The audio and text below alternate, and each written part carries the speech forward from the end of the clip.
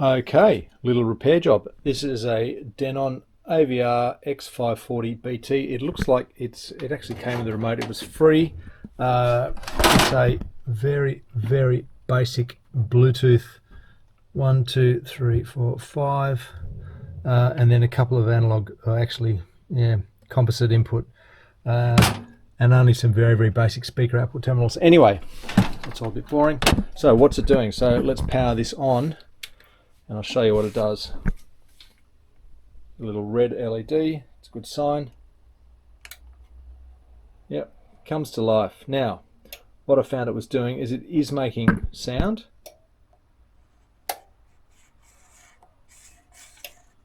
Rotary encoder is okay.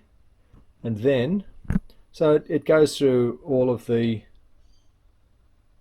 sources, and then after about a minute, it is turning off. Let's just wait for it to turn off. Goes into a shutdown basically.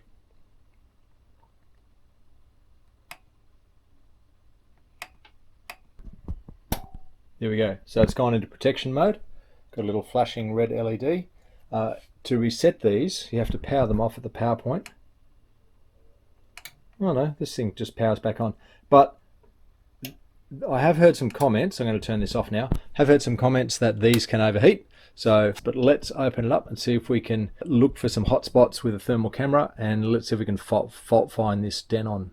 Oh, maybe it does need a clean. Look at this, it is so dusty. So what I'm going to do is I'm going to power this up with a thermal camera, and I'll see if we can see any hot spots on any of the boards. Righto, so about to press the power button. You can see my thumb there.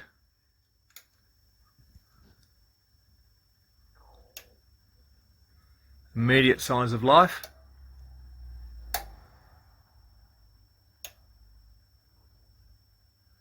Hear all the relays clicking. Got some chips heating up to 40 odd degrees, 42 degrees. Look around at this board here. They are some transistors, 55 degrees, 56. Power supply board is pretty calm. 56, 57, 58, 56.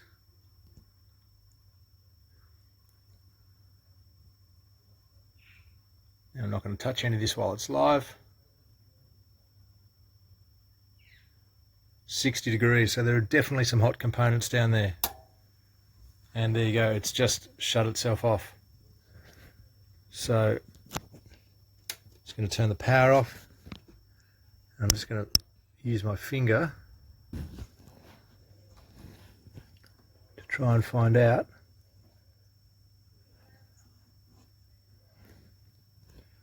what components were really hot. Okay.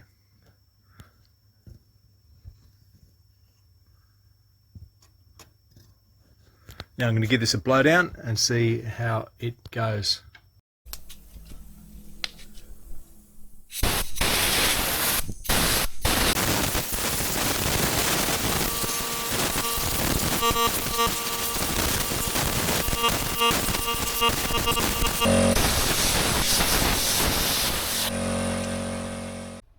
Okay, nice and clean and shiny now. Now I've plugged into a source here. I think it's CBL SAT, so it's going to be very easy to find that as a source. So let's get a song playing.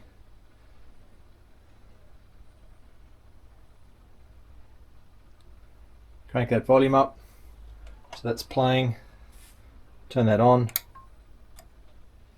and immediately we'll try and select through to CBL SAT.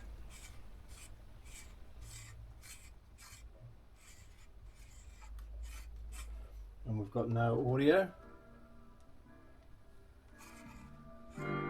Yes, we do.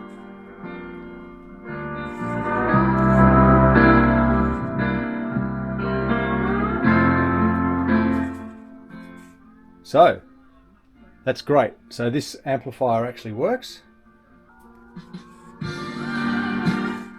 So that's working beautifully.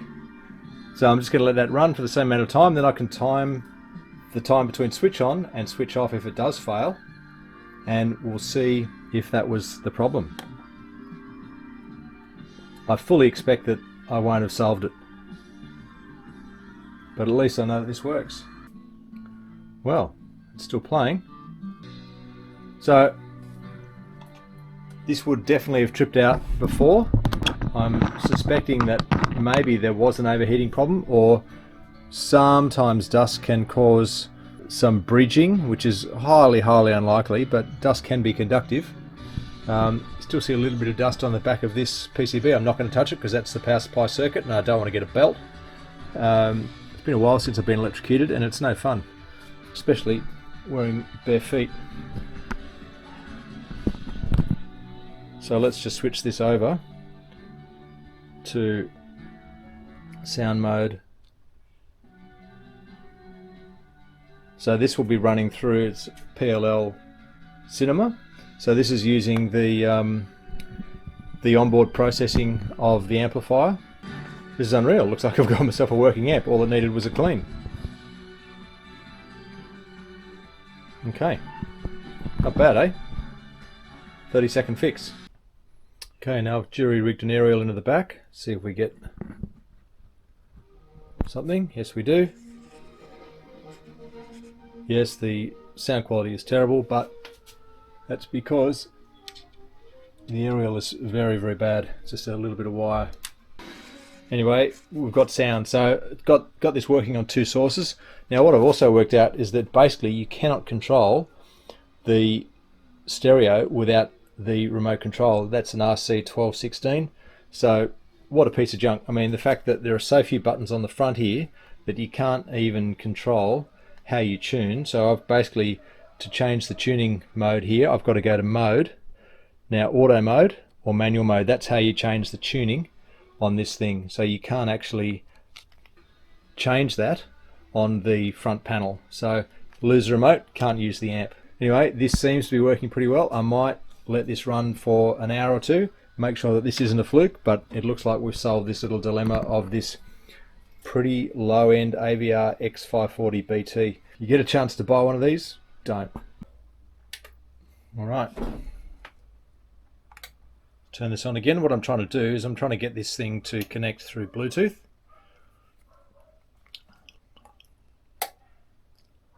Now I have done a reset procedure, and to reset this I'll show you what you do.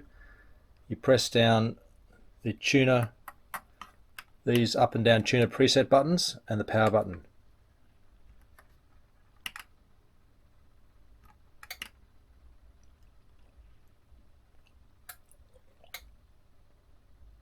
Like that, and it says restart. So basically, what you read on the net is that you have to press the negative and the plus tuner preset and then press the power button. But I found that you press the power button first and then very quickly press tuner preset, and that will work. So let's go into Bluetooth. Okay, so to pair it, you press the option button on the remote control, and let's see if we go into Bluetooth mode on my phone. Let's see if it comes up. Oh, it says no connection. Let's try that again. So press option, go into pairing mode.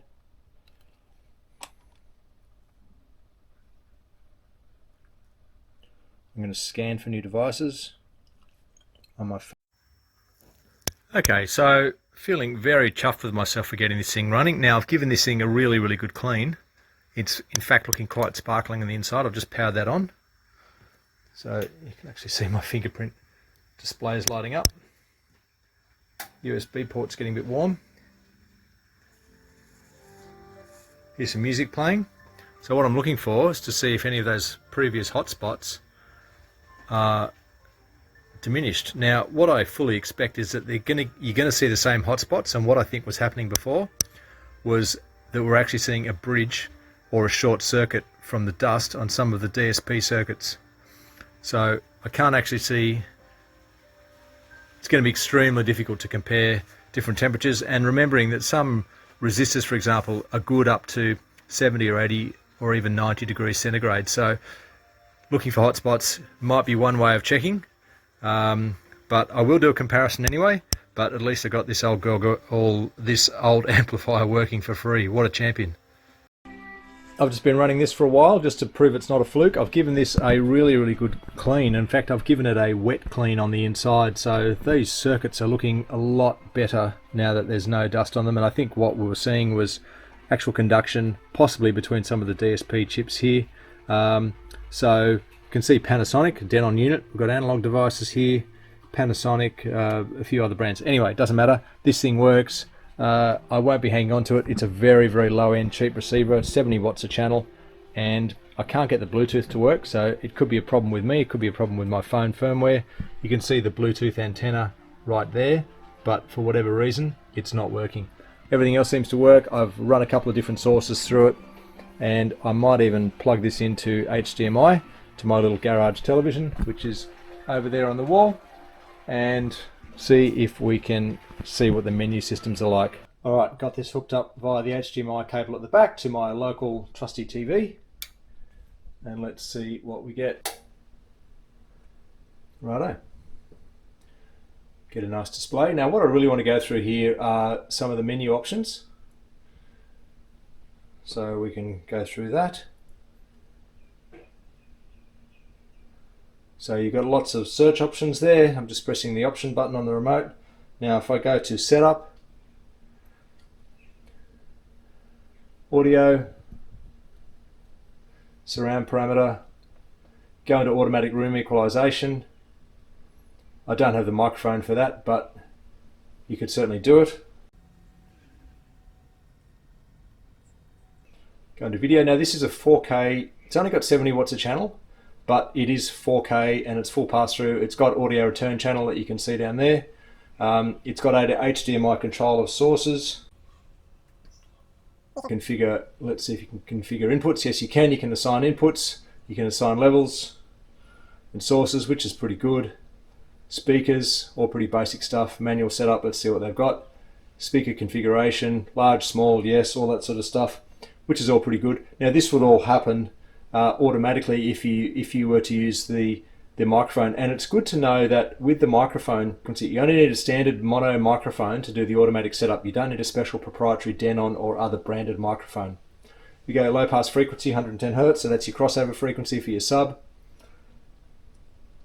Reasonably comprehensive. There you go, crossover. So individual. So if you've got smaller surround speakers, you can select different crossover frequencies. So LFE plus main, so that's your low frequency, which is your subwoofer plus your main, or you could click on that and have that to be low frequency only, which is your sub only. So reasonably comprehensive, not much different to the Onkyo that I currently use as my primary home theater amplifier. And basically that is that. So as you flick between sources, so you can go to Bluetooth, for example, connecting to the last Bluetooth device. Now I have not been able to get this to connect to Bluetooth. I don't know what's wrong with it. Could be me. I'm a bit of a dill. If you go to option for pairing, so let's see, we'll give it one last crack at the championship to pair. And you can see, I cannot see from the available devices, I cannot see the pairing. So let's give that a miss. It doesn't work. I can't get the Bluetooth to work on this amplifier. Bit of a shame, but everything else seems to work. So look, let's get out of here. Press option, no connection. So got Blu-ray, DVD, game mode, CBL SAT, FM of course, AM, no phono stage on this, USB via the front, no Bluetooth, let's get rid of that. You've got an eco mode here, so the eco mode basically adjusts the amplifier output and the power consumption based on the amplifier output. So whether it makes any difference, I don't know. Obviously you've got volume, you've got channel change buttons, you've got info that tells you on the screen what you've got, what the equalization is, and other than that, it's as a basic home theater amplifier that's very, very easy to use, I would say, yeah, it's okay. If you've got a lot of analog connections like a CD player, analog cassette deck, you don't really have a lot of options. You have to rely on the inbuilt tuner, you have to rely on the Bluetooth for other sources, and that kind of is it. So it's basic, it's from 2017, it was $650 retail, and I wouldn't buy one.